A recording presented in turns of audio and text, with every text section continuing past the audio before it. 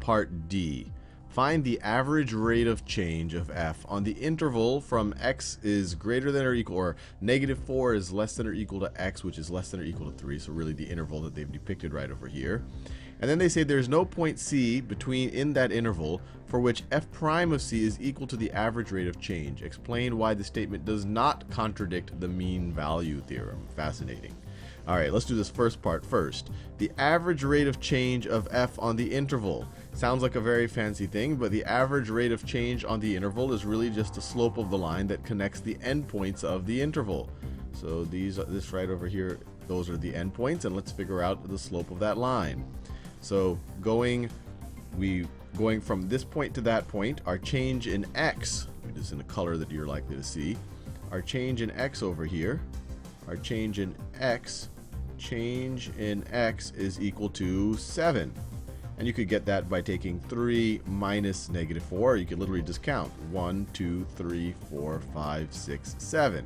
That's our change in x, and our change in y, when we run over 7, when we go 7 to the right, our change in y is equal to -2. We went from -1 to -3 is equal to -2. So slope, which is change in y over change in x, rise over run, is equal to 7 over -2.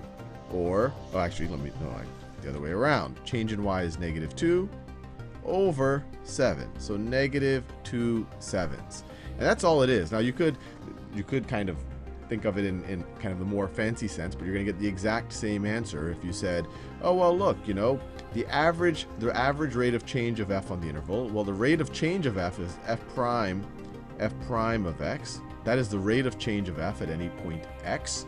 And so if you want to find the average value of this over the interval, you would integrate it from our starting point from -4 to 3 dx, and then you would divide it by your change in x. So then you would divide it by, you would have it over 1 over 7. Over 1 over 7.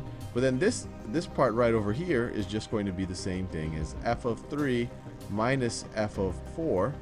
And then this over here, you have a 7 in the denominator. So this is really just your change in x. This is your change in x, which it was by definition, or how we actually set up this average right over here.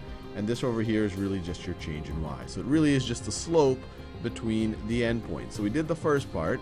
Our average rate of change of f on the interval is -2 sevenths. And then let's think about the second part. They say there's no point C in that interval for which f prime of C is equal to the average rate of change. Explain why the statement does not contradict the mean value theorem. So the mean value theorem, just as a little bit of a review, it says that if we have some type of an interval, so let me draw some axes right over here. If you have an interval, draw an interval like this, and over that interval you have a differentiable function. So maybe my function looks like this. It says there's at least one point C on that interval where the derivative at that point C is equal to the average rate of change. So the way I've drawn it right over here, the average rate of change of this function, I'll do it in magenta, is this right over here. And the mean value theorem says is that if this is differentiable, there's at least one point C in this interval where I have the same slope, where the tangent line has the same slope, where the derivative is the same as the slope, as that average slope. And you can see here, it's probably right over here, you have one of those points. And actually, we probably have multiple of them. We probably have another point right over here that's like that, and then another point there that's like that. And if you think about it, it's kind of intuitive that at some point, here we obviously have a larger slope, and over here we have a smaller slope, and since it's differentiable, our derivative is continuous. So at some point, the slope has to get to exactly what the average slope is.